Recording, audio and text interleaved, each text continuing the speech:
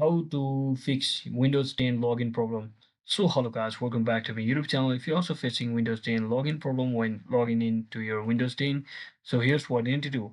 So first thing first, just if you are already logged in, then if you are already into the home screen, what you can do is just hold on to the shift button on your keyboard and just tap on this power button and click on restart. Make sure you are still holding the shift button while clicking on this restart button over here. Then you should be heading over to this screen.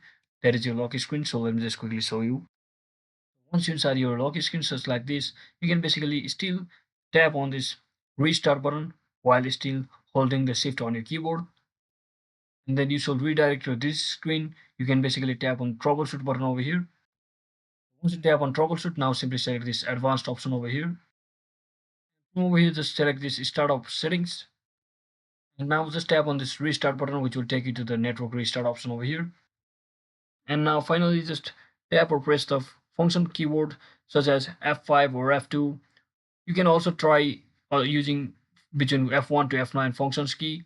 So try hitting most probably F9 or F2 or F5, and it will open up your new lock screen once again, just like this, where you'll have to re-enter your login password and simply click on login.